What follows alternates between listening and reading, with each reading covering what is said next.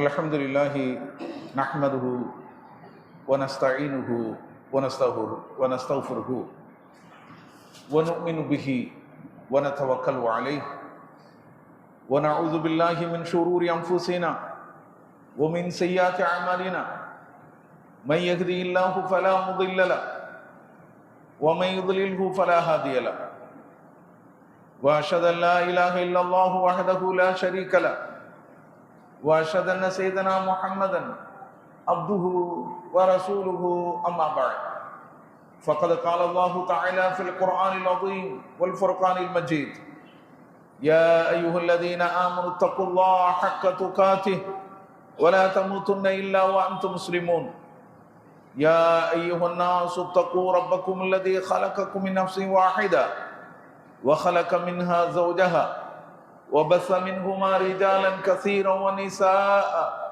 واتقوا الله الذي تساءلون به والأرحام إن الله كان عليكم رقيبا يا أيها الذين آمنوا اتقوا الله وقولوا قولا سديدا يصلح لكم أعمالكم ويغفر لكم ذنوبكم ومن يطع الله ورسوله فقد فاز فوزا عظيما وقال نبينا صلى الله عليه وسلم إن أصدق الحديث كتاب الله وأحسن الهدي هدي محمد صلى الله عليه وسلم وشر الأمور محدثاتها وكل محدثة بدعة وكل بدعة ضلالة وكل ضلالة في النار. கணியத்திற்குரிய எல்லாம் அல்ல அல்லாஹு ஜல்ல ஷானு தஆலாவின் நல்லடியார்களே, பெரியோர்களே, தாய்மார்களே, அல்லாஹ்வுடைய மகத்தான பேரருளால் அவனுடைய அருள் வளமிக்க ரமலானுடைய மாதத்திலே இந்த ஜும்மாவை நிறைவேற்றுவதற்காக நாம் எல்லாம் இங்கு ஒன்று கூடியிருக்கிறோம். இந்த நேரத்திலே நம்முடைய இறை மார்க்கத்தின் மிக முக்கியமான ஒரு வழிபாட்டை இங்கு நினைவுபடுத்த கடமைப்பட்டிருக்கிறோம். இந்த மாதத்தினுடைய முக்கியத்துவம் கருதி இதனை நாம் சொல்ல இருக்கிறோம். அது என்ன என்று சொன்னால் தர்மம். யார் மனம் உவந்து ஆத்ம திருப்தியுடன் இந்த தர்மத்தை வழங்குகிறாரோ அவருக்கு அல்லாஹ் பல்வேறு வாக்குறுதிகளை தந்திருக்கின்றான். பல்வேறு கூலிகளையும் பல்வேறு நன்மைகளையும் அல்லாஹ் வாக்காக கொடுத்திருக்கின்றான். சொர்க்கம், அந்த சொர்க்கம் எப்படிப்பட்டது என்று சொன்னால் அதில் உள்ள உணவுகள் நிரந்தரமாக இருக்கும், அதனுடைய நிழல்களும் நிரந்தரமாக இருக்கும். அப்படிப்பட்ட சொர்க்கம், நிரந்தர சொர்க்கத்தையும் அல்லாஹ் வாக்காக தந்திருக்கின்றான். திருக்குரானிலே பல்வேறு வசனங்கள் இதற்காக இருக்கின்றன. நேர காலம் கருதி ஒரு 3 வசனங்களை மட்டும் உங்களுக்கு முன்னால் நான் வைக்க விரும்புகிறேன். முதலாவதாக அல்லாஹ் சொல்கிறான், யார் இப்படி தான தர்மம் செய்கிறார்களோ அவர்களுக்கு இரட்டிப்பான, இன்னும் சொல்ல போனால் பல்வேறு மடங்கு கூலிகளை அல்லாஹ் கொடுக்கின்றான். அதை அல்லாஹ் ஒரு உதாரணத்தோடு சொல்லி காட்டுகின்றான். இது முதலாவது. இரண்டாவது, யார் தான தர்மத்தை மனமுவந்து கொடுக்கிறார்களோ அவர்களுக்கு அழகான கண்ணியமிக்க மகத்தான கூலி இருப்பதாக அல்லாஹ் சொல்லி காட்டுகிறான். மூன்றாவது, அத்தகையவர்களுக்கு எந்த ஒரு பயமும் கிடையாது, கவலையும் கிடையாது என்று அல்லாஹ் அடித்து சொல்கிறான். இந்த வசனத்தை பாருங்கள். அல்லாஹ் சொல்கிறான், மன்தல்லதி யுக்ரிமுல்லாஹ கர்தன் ஹஸனா ஃபயுலாயிஃபஹு லஹு அவ்ஆஃபன் கஸீரா. யார் அல்லாஹ்வுக்காக அழகிய கடனை கொடுக்கின்றாரோ, அல்லாஹ்வுக்காக கடன் கொடுப்பது என்று சொன்னால் அவனுடைய வழியிலே நாம் செலவு செய்வது, அதைத்தான் அல்லாஹ் சொல்லி காட்டுகிறான். யார் அல்லாஹ்வுக்காக அழகிய கடனை கொடுக்கிறாரோ ஃபயுதாஇஃபஹு லஹு அல்ஆஃபன் கஸீரா, அவருக்கு பன்மடங்கு கூலிகளை கொடுக்கின்றான். சூரத்துல் பக்ராவில் இந்த வசனம் இருக்கிறது. அதே போல இதே மாதிரியான ஒரு வசனம், அந்த வசனத்தினுடைய கடைசியிலே அல்லாஹ் சொல்கிறான், கூடுதலாக யார் அல்லாஹ்வுக்காக அழகிய கடனை வழங்குகிறாரோ அவருக்கு பன்மடங்கு கூலிகளையும் வலகு அஜுருன் கரீம், அவர்களுக்கு சங்கைக்குரிய நன்மையையும் அல்லாஹ் தருகின்றான் அப்படின்னு சொல்லி அல்லாஹ் சொல்லி காட்டுகிறான். இது சூரத்துல் ஹதீத் 57வது அத்தியாயத்திலே பார்க்கலாம். அடுத்து 2வது வசனம், மஸலுல்லதீன யுன்ஃபிகூன அம்வாலஹும் ஃபீ ஸபீலில்லாஹ், எவர்கள் தங்களுடைய செல்வங்களை அல்லாஹ்வுடைய பாதையிலே செலவு செய்கிறார்களோ கமஸலி ஹப்பத்தின், அவர்களுக்கு உதாரணம் ஒரே ஒரு வித்தை போன்று அப்படின்னு சொல்றான். ஒரு வித்து, அந்த வித்தை நாம் நிலத்திலே ஊனும் போது, முளைவிக்கும் போது அம்பத்தத்து சபஅ சனாபில், அது 7 கதிர்களை தருகிறது. ஃபீ குல்லி சும்பலத்தின் மியத்து ஹப்பா, ஒவ்வொரு கதிரிலும் 100 வித்துக்கள் இருக்கின்றன. வல்லாஹு யுதாஇஃபு லிமன் யஷா, அது மட்டுமல்ல, தான் நாடுகின்றவர்களுக்கு அல்லாஹ் இன்னும் பல்மடங்கு கூலிகளை வழங்குகின்றான். வல்லாஹு வாசிஉன் அலீம், அல்லாஹ் விசாலமானவன், அவன் யாவற்றையும் அறிந்தவன் என்று அல்லாஹ் சொல்லி காட்டுகிறான். இந்த வசனம் சூரத்துல் பக்ராவிலே இருக்கிறது. அப்ப அல்லாஹ்வுடைய பாதையிலே செலவு செய்யக்கூடியவர்களுக்கு உதாரணத்தை அல்லாஹ் சொல்லும் போது அது நெற்கதிரை உதாரணமாக சொல்லி காட்டுகிறான். நெற்கதிர்களுக்காக நாம் செய்யக்கூடிய என்ன, ஒரே ஒரு வித்தை தான் என்ன செய்கிறோம், முளைவிக்கிறோம். அந்த ஒரு வித்துக்கு அல்லாஹ் கொடுக்கக்கூடிய பலன் என்ன, அது அப்படியே ஒன்றாக வராது, அது 7 கதிர்களாக வெளியே வரும். ஒவ்வொரு கதிர்களிலேயும் ஒரு வித்தா இருக்குமா, இல்லை, ஒவ்வொரு கதிரிலையும் நூற்றுக்கணக்கான வித்துக்கள் இருக்கும். இங்கு அல்லாஹ் உதாரணத்துக்கு 100 வித்து என்று அல்லாஹ் சொல்லி காட்டுகிறான். 100 வித்துக்கள் இருக்கும். அப்ப 7 கதிர்களுக்கு 100 வித்துக்கள் என்று சொன்னால் 700 வித்துக்கள். ஒரே ஒரு வித்தை மாத்திரம் நாம் அல்லாஹ்வுடைய அந்த பூமியிலே விதைக்கிறோம், அதற்கு பலனாக அல்லாஹ் தருவது 700 வித்துக்கள் என்று அல்லாஹ் சொல்லி காட்டுகிறான். 3வது வசனத்தை பாருங்கள், அல்லதீன யுன்ஃபிகூன அம்வாலஹும் பில்லைலி வன்னஹார் சிர்ர வ அலானியா, எவர்கள் தங்களுடைய செல்வங்களை அல்லாஹ்வுடைய பாதையிலே செலவு செய்கிறார்களோ, எப்படி ரகசியமாகவும் பகிரங்கமாகவும் செலவு செய்கிறார்களோ, ஃபலஹும் அஜ்ருஹும் இன்த ரப்பிஹிம், அவர்களுக்கான கூலி அவர்களுடைய இறைவனிடத்திலே உண்டு, சந்தேகமே கிடையாது. அல்லாஹ் அந்த கூலியை அவர்களுக்கு கண்டிப்பாக தருவான் என்று சொல்லிவிட்டு வலா ஹௌஃபுன் அலைஹிம் வலா ஹும் யஹ்ஸனூன், அவர்களுக்கு எந்த பயமும் கிடையாது, அவர்கள் கவலைப்படவும் மாட்டார்கள் என்று அல்லாஹ் ஜல்லஷானு வ தஆலா சொல்லி காட்டுகிறான். இது சூரத்துல் பக்ராவிலே இருக்கிறது. எத்தனையோ வசனங்களின் ஊடே இந்த 3 வசனத்தை மாத்திரம் நான் உங்களுக்கு தந்திருக்கிறேன். இந்த வசனங்கள் நமக்கு சொல்லக்கூடிய செய்தி என்ன, அல்லாஹ்வுடைய வாக்குறுதிகள். நீங்கள் அல்லாஹ்வுடைய பாதையிலே அள்ளி அள்ளி கொடுங்கள், அல்லாஹ் உங்களுக்கு பன்மடங்கு உங்களுக்கு கூலியை தருவான், உங்களுடைய செல்வங்களை பெருக்கி கொடுப்பான், அவரிடத்திலே உங்களுக்கு அபரிதமான நன்மைகள் கிடைக்கும், சொர்க்கம் கிடைக்கும்.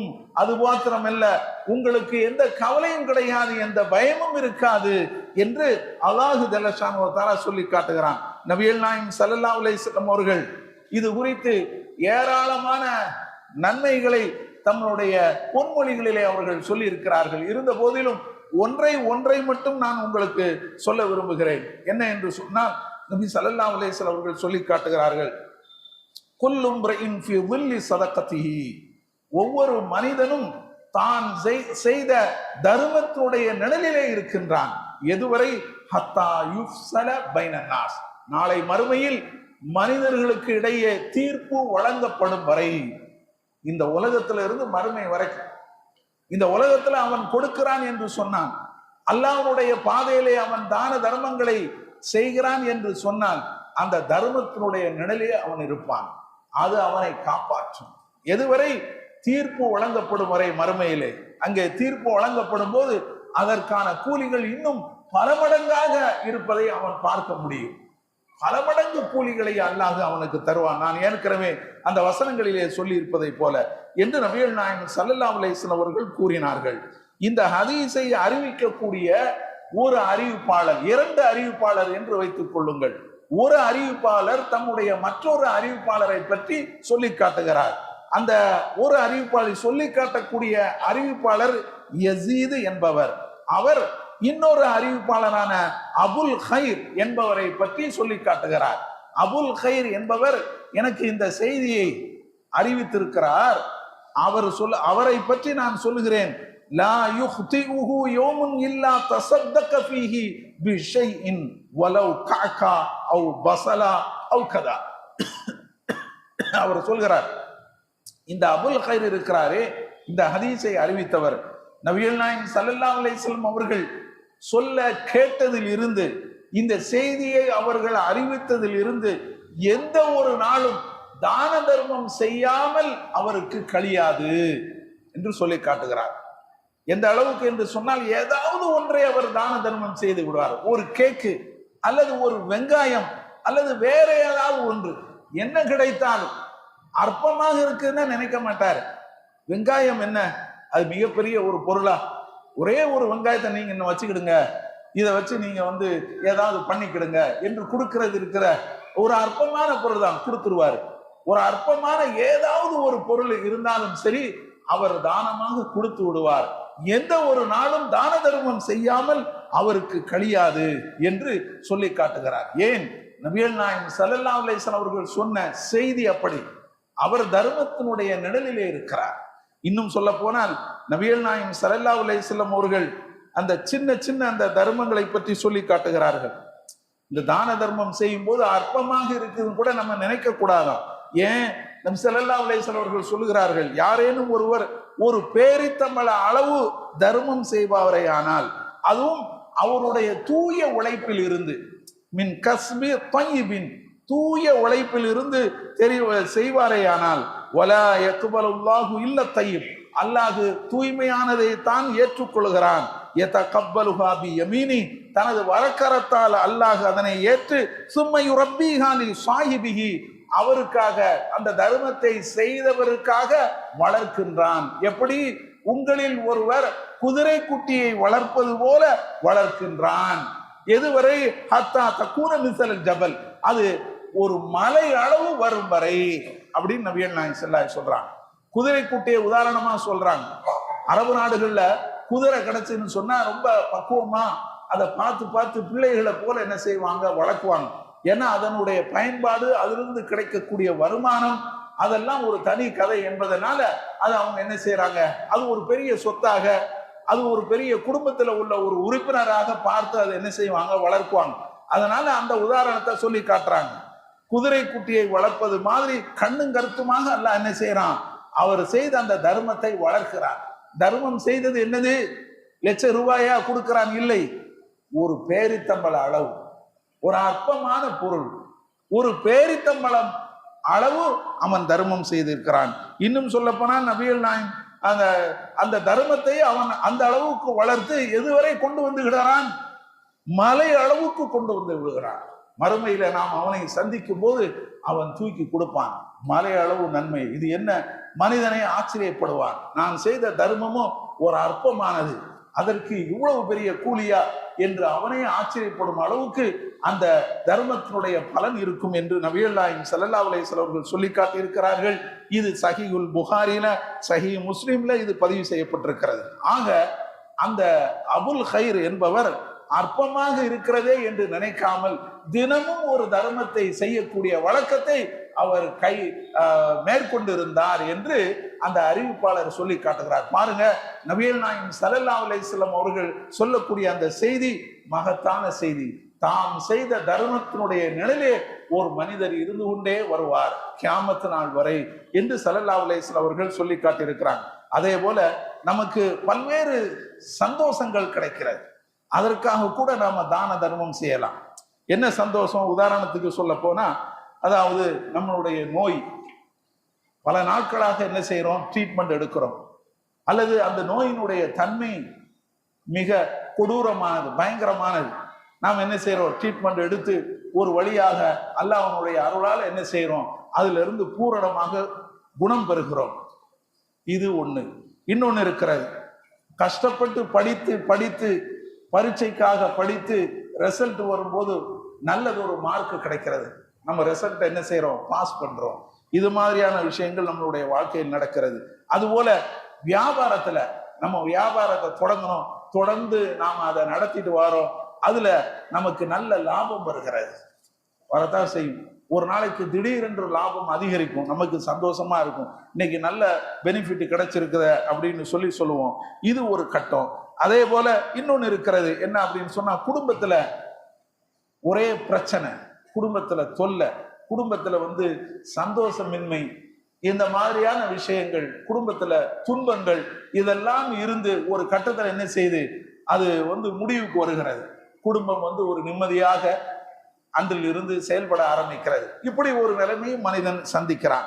அப்ப இது போன்ற நிலைமைகளுக்கெல்லாம் நாம தான தர்மம் செய்யணும். ஏன், நமக்கு அதனால ஒரு சந்தோஷம் கிடைக்குது, நம்மளுடைய நோய் நீங்கி இருக்கிறது, பரீட்சையில நாம் தேறி இருக்கிறோம், அதே போல வியாபாரத்துல நல்ல பலன் நமக்கு கிடைச்சிருக்கிறது, குடும்பத்தில் இருக்கக்கூடிய பிரச்சனை தீர்ந்திருக்கிறது.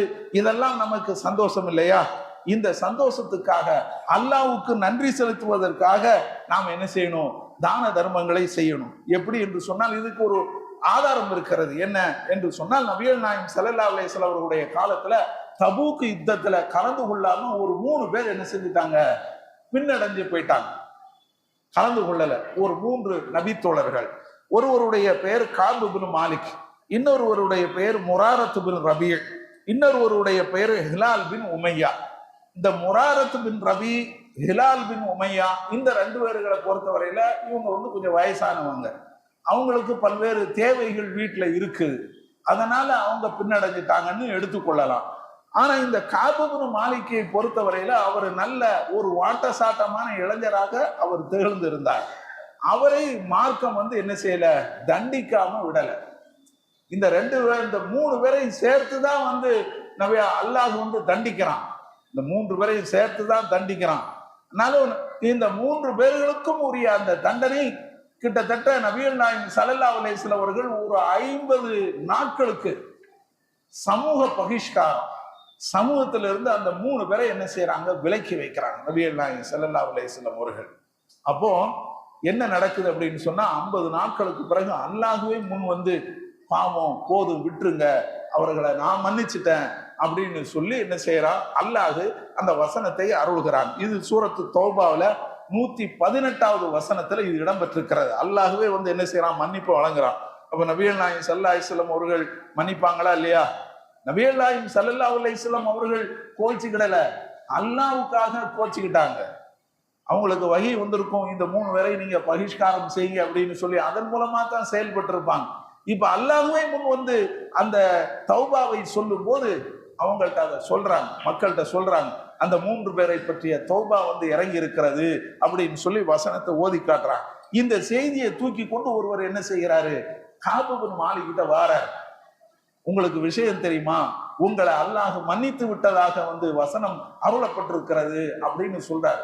அவருக்கு கிடைத்த அந்த சந்தோஷம் இருக்கிறதே, அதுக்கு அளவே கிடையாது. தான் போட்டிருந்த அந்த சட்டையை தூக்கி அப்படியே அந்த ஆள்கிட்ட கொடுத்துட்டார், நீ வச்சுக்கோ, நீ போட்டுக்கோ அப்படின்னு. இந்த ஒரு சட்டையை தவிர வேறு சட்டையே அவருக்கு கிடையாது, அந்த ஒரே ஒரு சட்டை தான். அந்த சட்டையை தூக்கி அப்படியே வந்தவருக்கு பரிசாக கையில கொடுத்துட்டு ஒண்ணுமில்லாம நபிகள் நாயகம் ஸல்லல்லாஹு அலைஹி வஸல்லம் அவர்களை போய் அவர் சந்திக்கிறார். சந்தித்து விட்டு சொல்கிறார், அல்லாஹ்வுடைய தூதரே, எனக்காக இந்த தௌபா வந்திருக்கிறது, அல்லாஹ் என் விஷயத்துல இந்த மாதிரியான ஒரு வசனத்தை அருள் இருக்கிறான், எனவே அல்லாஹ்வுக்காகவும் அல்லாஹ்வுடைய தூதருக்காகவும் என்னுடைய சொத்தை நான் தானமாக தருகிறேன், சொத்து முழுவதையும் அப்படின்னு சொல்லி சொல்றாங்க. உடனே நபிகள் நாயகம் ஸல்லல்லாஹு அலைஹி வஸல்லம் அவரை கேட்டு விட்டு சொல்றாங்க, அம்சிக்க அலைக்க பாபா மாலிக், நீங்க உங்க சொத்து முழுவதையும் தர வேண்டாம், கொஞ்சத்தை நீங்களே வச்சுக்கிடுங்க, அது உங்களுக்கு சிறந்தது, ஃபவ கைருல் லக்க, அது உங்களுக்கு சிறந்ததா இருக்கும், அதனால கொஞ்சத்தை வச்சுட்டு நீங்க மற்றதை கொடுங்க என்று சொல்லி நபிகள் நாயகம் ஸல்லல்லாஹு அலைஹி வஸல்லம் அவர்கள் அவர்களுக்கு ஏற்பட்டிருக்கக்கூடிய அந்த சந்தோஷத்துக்காக செய்த அந்த தான தர்மத்தை மனமூந்து என்ன செய்யறாங்க, வழங்குறாங்க. அப்போ நபி ஸல்லல்லாஹு அலைஹி வஸல்லம் அவர்களுடைய அனுமதியோடு அந்த நபி தோழர் சந்தோஷத்தின் பேரிலே ஒரு தர்மத்தை அவர் செய்திருக்கிறார். நாம் இன்னைக்கு எத்தனை சந்தோஷத்தை அடைந்து கொண்டிருக்கிறோம். ஒரு சிலர் என்ன செய்யறாங்க, கொடுக்குறாங்க, வசதியான அவங்க தாராங்க, இல்லைன்னு சொல்ல முடியாது.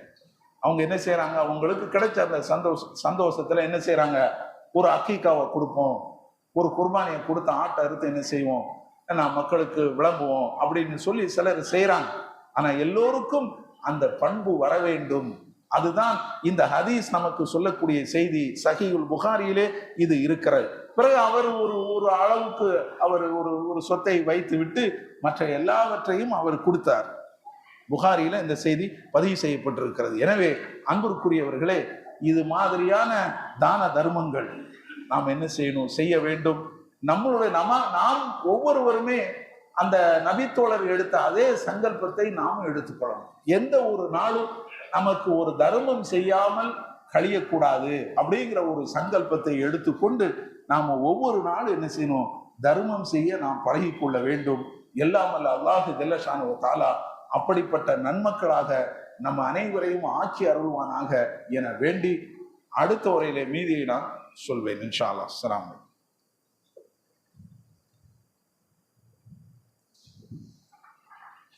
அல்ஹம்துலில்லாஹ் அல்ஹம்துலில்லாஹி ரப்பில் ஆலமீன் வஸ்ஸலாத்து வஸ்ஸலாமு அலா ரசூலில் அமீன் நபீனா முஹம்மத் வ அலா ஆலிஹி வ ஸஹ்பிஹி அஜ்மஈன். அன்பார்ந்த சகோதரர்களே, தாய்மார்களே, இந்த ரமலானுடைய மாதம் வெறுமனே நோன்பு மாதம் மட்டுமல்ல, இது ஒரு தான தர்மத்தை வழங்கக்கூடிய ஒரு மாதம். எப்படி என்று சொன்னால், இப்னு அப்பாஸ் ரலியல்லாஹு அன்ஹு அவர்கள் நபிகள் நாயகம் ஸல்லல்லாஹு அலைஹி வஸல்லம் அவர்களை பற்றி சொல்லி காட்டுறாங்க. நபிகள் நாயகம் அவர்கள் மக்களிலேயே அதிகம் வாரி வழங்கக்கூடியவர்களாக திகழ்ந்தார்கள். அவர்கள் ஏனைய நாட்களை விட அதிகம் வாரி வழங்கியது ரமலானுடைய மாதத்தில் தான். எந்த ரமலானுடைய மாதம்? அந்த ரமலானில் தான் ஒவ்வொரு இரவும் ஜிப்ரீல் அலைஹிஸ்ஸலாம் அவர்களிடத்திலே வந்து குர்ஆனை என்ன செய்வாங்க, ஓதி காட்டுவாங்க. அதுவரை அருளப்பட்டிருந்த அந்த குர்ஆனை ஓதி காட்டுவாங்க. இவங்க சரி பார்ப்பாங்க. ரெண்டு பேர் என்ன செய்வாங்க, ஒரு குர்ஆனை ஓதி காட்டி கொண்டு இருப்பாங்க. ஏன்னா அது குர்ஆனுடைய மாதம், குர்ஆன் அருளப்பட்ட மாதம். ஓதுங்க, நான் சொன்னதெல்லாம் உங்கள்கிட்ட இருக்குதா, அவங்க நான் சொல்றேன், நீங்க இதெல்லாம் என்னிடத்துல நீங்க தந்திருக்கிறீங்களா அப்படின்னு சொல்லி ஒருவர் என்ன செய்வாங்க, குர்ஆனை வந்து பரிமாறிக்கொள்வார்கள். அந்த ரமலானில் தான் ஏனைய நாட்களை விடவும் அவர்கள் வாரி வழங்கி இருக்கிறார்கள் அப்படின்னு சொல்லி இப்னு அப்பாஸ் ரலியல்லாஹு அன்ஹு அவர்கள் அறிவிக்கக்கூடிய செய்தி சஹீஹுல் புகாரியில பதிவு செய்யப்பட்டிருக்கிறது. இந்த அடிப்படையில நாம் வைத்து பார்க்கும்போது இந்த ரமலானுடைய மாதத்தை நாம் என்ன செய்யக்கூடாது, வேஸ்ட் பண்ணிடக்கூடாது. இந்த மாதத்துக்கு தர்மத்துக்கென்று ஒரு முக்கியத்துவத்தை நாம் என்ன செய்யணும், ஒவ்வொருவருமே தரணும். அவருடைய தகுதிக்கு தகுந்த மாதிரி நாம் என்ன செய்யணும், தரணும். அல்லாஹ்வுடைய பேரருளால மக்கள் என்ன செய்யறாங்க, இந்த தான தர்மத்தை செய்யறாங்க. ஒருவருக்கொருவர் தர்மம் செய்து உதவுறாங்க. இந்த ரமலானுடைய மாதம் தர்மத்தினுடைய மாதம், ஒருவருக்கொருவர் உதவி செய்யக்கூடிய மாதம். இந்த பக்குவத்தை இந்த ரமலான் மனிதர்களுக்கு வழங்குகிறது. இந்த ஒரு மாதமும் இந்த பக்குவத்தை ரமலான் என்ன செய்கிறது, மனிதருக்கு கொடுக்கிறார். அதனால மக்கள் அல்லாஹ்வுடைய பெரிய கிருபையால சிலருக்கு வந்து அல்லாஹ் அவர்களுக்கு அருள் செய்வானாக. ஏன் பலரும் என்று நாம் எடுத்து சொல்லலாம். அவர்கள் இந்த ரமலானுடைய மாதத்தில் என்ன செய்யறாங்க, தான தர்மங்களை செய்யறாங்க, பிறருக்கு வந்து உதவுறாங்க, நன்மையான காரியங்கள் மற்றும் இறையச்சமுடைய காரியங்கள்ல ஒருவருக்கு உதவுறாங்க. அதாவது ஜக்காத்து கொடுக்கறாங்க, தர்மம் செய்யறாங்க, பிறருக்கு வந்து உணவளிக்கிறாங்க, சாப்பாடு எடுத்து அவங்களுக்கு கொடுக்கறாங்க. அதே போல நோன்பு திறப்பதற்கான ஏற்பாடுகளை செய்யறாங்க. பலரும் என்ன செய்யறாங்க, இன்னைக்கு என்னுடைய நோன்பை வச்சு நீங்க என்னுடைய பொருளை வச்சு நோன்பு தரங்க அப்படின்னு சொல்லி வீடு வீடா தங்களுடைய சொந்த பந்தங்களை சந்தித்து என்ன செய்யறாங்க, நோன்பு திறக்கான ஏற்பாடு கொண்டு போய் கொடுக்கறாங்க. நோன்பு திறப்பதற்கு என்னென்ன தேவைப்படுகிறதோ நாஸ்டா உட்பட அனைத்தையும் தூக்கி கொண்டு சுமந்து கொண்டு நீங்க வச்சுக்கிடுங்க, இன்னைக்கு வந்து என்னுடைய சார்பாக நோன்பு தரங்க என்று சொல்றாங்க. இன்னும் பலர் வந்து பெருநாளைக்கு நீங்க ட்ரெஸ் எடுத்து போட்டுக்கிடுங்க அப்படின்னு சொல்லி காசு கொடுக்குறாங்க, ட்ரெஸ் வாங்கி கொடுக்குறாங்க. இப்படி எத்தனையோ நன்மைகள் என்ன செய்யறாங்க இந்த ரமலான் மாதத்துல செய்யறாங்க. இதே போல ஒவ்வொருவரும் செய்யணும், அவங்க அவங்க தகுதிக்கு தகுந்த மாதிரி செய்யணும். அல்லாஹ் சொல்வதை போல நான் சொல்லி காட்டினா இல்லையா, அல்லாஹ் சொல்லுகிறான், இந்த அல்லாஹ்வுடைய பாதையிலே தான தர்மங்களை வழங்கக்கூடியவர்களுக்கு உதாரணம் ஒரு வித்து. அந்த ஒரு வித்து 7 கதிர்களை தருகிறது. அந்த 7 கதிர்களும் நன்மையின் கதிர்கள். அந்த 7 கதிர்களும் நன்மையின் கதிர்கள். நீங்கள் ஒவ்வொருவரும் இந்த மாதத்துல ஆளுக்கு ஒரு கதிரை நீங்கள் என்ன செஞ்சுக்கணும், வச்சுக்கிடணும். இந்த ரமலானுடைய மாதத்துல ஆளுக்கு ஒரு கதிர் நீங்க உங்களுடைய வாழ்க்கையில நீங்க அதை என்ன செய்யுங்க, செயல்படுத்துங்க. நாம இந்த உடைய ஜமாத்து சார்பாக நமக்கும் சில கடமைகள் இருக்கிறது, பொறுப்பு இருக்கிறது. உங்களுக்கும் சில கடமைகள் பொறுப்பு இருக்கும், உங்களுடைய சொந்த பந்தங்களுக்கு இருக்கும், உங்களுடைய நெருங்கிய உறவினர்கள் இருக்கும், கஷ்டப்படக்கூடிய உங்களுடைய நண்பர்களுக்கு இருக்கும். அதெல்லாம் உங்களுடைய பிரச்சனைகள் இருக்குது. ஆனால் இந்த ஜமாத்து சார்பாக நமக்கும் சில பொறுப்புகள் கடமைகள் இருக்கின்றன. அதை நாம என்ன செய்யறோம், இந்த ஜமாத்தின் மூலமாக நாம செய்கிறோம். அதனால இந்த ஜமாத்துக்காக நீங்க என்ன செய்யுங்க, ஒவ்வொருவரும் ஒரு நன்மையினுடைய கதிரை நீங்கள் கொடுக்க வேண்டும் என்று நாம் இதன் மூலம் கேட்டுக்கொள்கிறோம். அதற்காக முதலாவது நாம் உங்களுக்கு சொல்லக்கூடியது இந்த பள்ளிவாசல்களுடைய பராமரிப்பு செலவு. இந்த பள்ளிவாசலுக்காக நம்மளுடைய நிர்வாகத்துல இந்த பள்ளி, மஸ்ஜித் முபாரக், மஸ்ஜித் தக்வா, மஸ்ஜித் ரஹ்மான் என்று சொல்லப்படக்கூடிய சீனா பள்ளி, மஸ்ஜித் ஆயிஷா என்று சொல்லப்படக்கூடிய அந்த அதாவது மக்கா நகரில் இருக்கக்கூடிய பள்ளி, இப்படி 4 பள்ளிகள் நம்மளுடைய நிர்வாகத்தின் கீழே இருக்கின்றன. இந்த பள்ளியினுடைய பராமரிப்பு செலவு இருக்குத, இந்த பள்ளியில என்ன நல்ல நல்ல நன்மைகள் எல்லாம் அந்த பள்ளியின் மூலமாக நாம் என்ன செய்யறோம், மதரசா நடத்துறோம், காலேஜ் நடத்துறோம், இன்னும் பல நன்மைகளை நாம இந்த பள்ளியிலிருந்து நாம கொடுத்துக்கிட்டு இருக்கிறோம். ஏன்னா A to Z அப்படின்னு சொல்லக்கூடிய அளவுக்கு எந்த ஒரு ஆலோசனையும் என்ன செய்யறோம், இந்த பள்ளிவாசல் இருந்து நாம மக்களுக்கு கொடுத்துக்கிட்டு இருக்கிறோம். பயன்படுத்தக்கூடியவர்கள் மிக குறைவு, அது வேற விஷயம். A to Z இது வந்து மிகைப்படுத்தப்பட்ட விஷயம் கிடையாது, இது உண்மை. A to Z என்ன செய்யறோம், நாங்க வந்து இங்க இருந்து கொண்டு என்ன செய்யறோம், மக்களுக்கு வந்து அந்த பணிகளை நாம வந்து செய்து கொடுத்துக்கிட்டு இருக்கிறோம். அதை பயன்படுத்துங்க. அது மட்டும் இல்லாம இந்த பராமரிப்பு செலவு இருக்கிறத ஊர்ல எந்த இடத்திலும் இல்லாத ஒரு அளவுக்கு இங்கு நாம் என்ன செய்யறோம், மிகப்பெரிய ஒரு பராமரிப்பு செலவை நாம் என்ன செய்யறோம், செய்து வருகிறோம். கிட்டத்தட்ட 1,50,000 ரூபாய் ஒவ்வொரு மாதமும் நாம் என்ன செய்யறோம், செலவு செய்யறோம். ஆச்சரியமா இருக்குது. இதே மாதிரியான ஒரு பெரிய செலவு ஊர்ல எந்த நிர்வாகத்திலும் இருக்க முடியாது, இல்லா மாஷா அல்லாஹ், அல்லாஹ் நாடினாலே தவிர. ஆனால் இது மிகப்பெரிய ஒரு நிர்வாகம். ஒரு மாதத்திற்கு இங்கு ஆகக்கூடிய செலவு என்ன, 1,50,000 ரூபாய். இதெல்லாம் எங்கிருந்து வருகிறது சொல்லுங்க? உங்களை போன்ற நன்மையை நாடக்கூடியவர்கள், அவர்கள் தரக்கூடிய சந்தாவின் மூலமாகத்தான் நாம் என்ன செய்யறோம், இதை வந்து நாம செயல்படுத்தி கொண்டிருக்கிறோம். எனவே இதுக்காக நீங்க என்ன செய்யுங்க, ஏதாவது ஒரு வழியில நீங்க செலவு செய்யுங்க. இதுக்கு வந்து ஒரு சிறந்த வழி என்ன அப்படின்னு சொன்னா, மாதம் மாதம் நீங்கள் சந்தாதாரர்களாக மாறணும். அதுதான் மிகப்பெரிய ஒரு வழி. மாதம் மாதம் உங்களால இயன்ற அளவுக்கு, உங்களால உங்க தகுதிக்கு என்ன முடியுமோ அதுக்காக நீங்க சந்தாவாக என்ன செய்யுங்க, போடுங்க. இந்த பள்ளிவாசலையும் சந்தா வசூல் பண்ணக்கூடியவர்கள் இருக்கிறாங்க, தக்வா பள்ளியிலும் இருக்கிறாங்க, சீனா பள்ளியிலே இருக்கிறாங்க, ஆயிஷா பள்ளியிலே இருக்கிறாங்க. அவர்களிடத்துல நீங்க கொடுக்கலாம், ஆபீஸ்ல வந்து நீங்க தரலாம். மாதம் மாதம் நீங்க சந்தாவின் மூலமாக இந்த பணிகளுக்கு நீங்க என்ன செய்யுங்க, உதவுங்க. அது மட்டும் இல்லாம நீங்க இந்த ரமலானுக்கு சிறப்பு உதவி அப்படின்னு சொல்லி நீங்க என்ன செய்யுங்க, இந்த ரமலான்ல என்னுடைய ஹக்குல நீங்க இந்த பராமரிப்பு செலவுக்கு வச்சுக்கிடுங்க அப்படின்னு சொல்லி சிறப்பு உதவியாக இந்த ரமலான்ல நீங்க கொடுக்கணும் அப்படின்னு சொல்லி நான் எதிர்பார்க்கிறேன், நாங்கள் எதிர்பார்க்கிறோம்.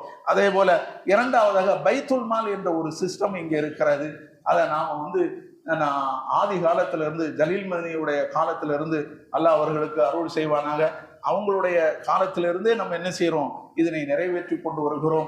அதன் மூலமாக சமுதாயத்துக்கு நலிந்தவர்களுக்கு, தேவையுடையவர்களுக்கு, பொருத்தமானவர்களுக்கு, தகுதியானவர்களுக்கு நாம் என்ன செய்யறோம், உதவி செய்து கொண்டு இருக்கிறோம். அதுல நீங்க பைத்துல் மாலுக்காக நான் இதை தருகிறேன் அப்படின்னு சொல்லி நீங்க கொடுங்க. உங்களுடைய ஜக்காத்தை கொடுங்க. நீங்க ஜக்காத்து கொடுப்பீங்க, மாஷா அல்லாஹ், அல்லாஹ்வுடைய கிருபையால இன்னைக்கு பெண்கள் எல்லாம் என்ன செய்யறாங்க, ஜக்காத்து கொடுக்க வந்துட்டாங்க. நான் ஜக்காத்து கொடுக்கணும், ஜக்காத் எப்படி கொடுக்கணும் அப்படின்னு சொல்லி பலரும் நம்ம இடத்துல என்ன செய்றாங்க, சட்டங்களை கேட்கிறாங்க. அப்போ ஜக்காத்து கொடுக்கக்கூடியவர்கள் இன்றைக்கு பெருகி வராங்க. நீங்க உங்களுடைய சொந்த பந்தங்கள், உங்களுடைய தேவை உடையவர்களை நீங்க பாக்குறீங்க. நீங்க இதுக்கும் என்ன செய்யுங்க, ஒரு பங்கை தாங்க. இந்த பைத்துல் மாலுக்கு வச்சுக்கிடுங்க. கேன்சர் சென்டர் அப்படின்னு சொல்லி நாம இந்த சமீபத்துல ஒரு நிவாரண நிதிக்காக நாம கேரளாவுக்கு போயிருந்தோம். ஒரு பெரிய நிலச்சரிவு ஒரு இடத்துல ஏற்பட்டுச்சு இல்ல, பெரிய நிலச்சரிவு மழையின் காரணமாக. ஏன்னா அந்த வகைக்கு நாம நிவாரணம் கொடுப்பதற்காக சில லட்சங்களை நாம் சுமந்து கொண்டு கேரளாவுக்கு போயிருந்தப்போ இந்த சென்டரை பார்க்க வேண்டிய ஒரு நிலைமை வந்தது. அந்த சென்டரை போய் பார்த்தோம். அங்கு இருக்கக்கூடிய மக்கள் பூரா புற்றுநோய் வந்தவங்க. அவங்க செலவு செய்ய முடியாம வெளியே ட்ரீட்மெண்ட் எடுத்துக்கிடுவாங்க. ஆனா அவங்க தங்கி இருந்து பார்க்கணும். 1 மாசம் 2 மாசம் தங்கி இருக்கணும். அதுக்கு வெளியே பெரிய பெரிய ஹோட்டல்ல தங்கினா செலவு அதிகமாகும். இவங்க என்ன செய்யறாங்க, தங்க வைக்கிறாங்க. நீங்க எங்க இடத்துல இருந்து தங்குங்க, ட்ரீட்மெண்ட் எடுங்க, எங்க வேணாலும் போய் ட்ரீட்மெண்ட் எடுத்துக்கிடுங்க, இங்க நீங்க தங்கிக்கிடுங்க. 3 வேளையும் அவங்களுக்கு உணவு கொடுக்க வச்சு, அவங்களுக்கு தங்க வச்சு, தேவையான மருத்துவ உதவிகளும் அவங்க அவங்களுக்காக செய்யறாங்க. அப்படிப்பட்ட ஒரு மகத்தான ஒரு சேவை அவங்க செஞ்சுக்கிட்டு இருக்காங்க. நம்மளிடத்துல அவங்க கேட்கிறாங்க, நீங்கள் என்ன செய்யுங்க, இந்த வகைக்கு உதவுங்க, உங்களுடைய ஊர்ல இருந்து யாரேனும் வந்தான்னா இங்க அனுப்பி வைங்க அப்படின்னு சொன்னாங்க. அல்லாஹ்வுடைய கிருபையால நம்ம ஊர்ல இருந்து கடையனூர்ல இருந்து பலரும் என்ன செஞ்சிருக்கிறாங்க, அங்க போய் தங்கி இருக்கிறாங்க. அவங்களுக்கு தேவையான வழிகாட்டுதல்களை அந்த நிர்வாகம் செய்து கொடுத்திருக்கிறார். அதுக்கெல்லாம் காரணம் நம்ம அவங்களோடு வச்சிருக்கக்கூடிய ஒரு தொடர்பு. இந்த ஒரு காரணத்துக்காகத்தான், இந்த ஒரே ஒரு நோக்கம், இப்படி ஒரு நல்ல காரியம் நடக்கிறது. அதனால அவங்க சார்பாகத்தான் நம்ம என்ன செஞ்சிருக்கிறோம், இந்த 2 பள்ளிவாசலையும் பெட்டி வச்சிருக்கிறோம். உங்களுக்கு தெரியும், இங்க ஒரு பெட்டி அங்க ஒரு பெட்டி வச்சிருக்கோம். அந்த பெட்டியில தாராளமாக நீங்க என்ன செய்யுங்க, போடுங்க. போட்டு அவங்களுக்காக நாம அந்த உதவியை செய்து கொடுப்போம். இது ஒண்ணு. அடுத்து நன்கொடை மூலமாக நீங்க நான் அப்புறம் சொன்ன போல என்ன சிறப்பு நன்கொடை நான் வச்சுக்கிடுங்க உங்களுடைய பள்ளியினுடைய நிர்வாகத்துக்கு அப்படின்னு சொல்லி நீங்க தாங்க. சதக்கத்துன் ஜாரியா என்று ஒன்று இருக்கிறது. உங்களுடைய இறந்தவர்களுக்கு, உங்களுடைய உறவினர்கள்ல பலரும் இறந்திருப்பாங்க, அவங்களுக்காக சதக்கத்துன் ஜாரியா அப்படின்னு சொல்லி நீங்க செய்யணும்னு நினைப்பீங்க. தொடர்ந்து நன்மை தரக்கூடிய அந்த தொடர்ந்து நன்மை தரக்கூடிய ஒரு தர்மம். அந்த தர்மத்துல இந்த செலவை நாங்க தூக்கி போட்டுருவோம். அந்த நன்மை அந்த அந்த தர்மம் எத்தனை காலத்துக்கு உயிருடன் இருக்குமோ அத்தனை காலம் வரைக்கும் அந்த இறந்தவருக்கு அது கிடைத்து கொண்டே இருக்கும். அப்படிப்பட்ட சதக்கத்துன் ஜாரியா, சதக்கத்துன் ஜாரியாவுக்காக நான் தருகிறேன் அப்படின்னு சொல்லி உங்களுடைய இறந்தவர்களுக்காக நீங்க நியத்து வச்சு அதை நீங்க என்ன செய்யுங்க, நம்மளுடைய பள்ளிவாசல்ல தாங்க, உங்களுடைய ஜக்காத்தை தாங்க. இப்படி இன்னும் பல உதவிகளை இந்த நிர்வாகத்துக்காக நீங்க செய்யுங்க என்று உங்களை அன்போடு கேட்டுக்கொண்டு என்னுடைய அந்த உரையை முடித்துக் கொள்கிறேன். வரக்கூடிய அந்த ரமலானுடைய அந்த நோன்பு பெருநாள் ஜக்காத், ஃபித்ரா சதக்கா ஒரு நபருக்கு 150 ரூபாய் என்று நாம் நிர்ணயம் செய்திருக்கிறோம். இது கட்டாயமாக நிறைவேற்றப்பட வேண்டிய ஒரு தான தர்மம். எனவே ஒரு நபருக்கு 150 ரூபாய். இதை நீங்கள் இப்போதே என்ன செய்யுங்க, கொடுக்க ஆரம்பிச்சிருங்க. எல்லாம் அல்லாஹ் ஜல்ல ஷானஹு வ தஆலா நம் அனைவருக்கும் அருள் செய்வானாக. வாஹிர் தஅவானா அல்ஹம்துலில்லாஹி ரப்பில் ஆலமீன். அஸ்ஸலாமு அலைக்கும் வரஹ்மத்துல்லாஹி வபரகாத்துஹு.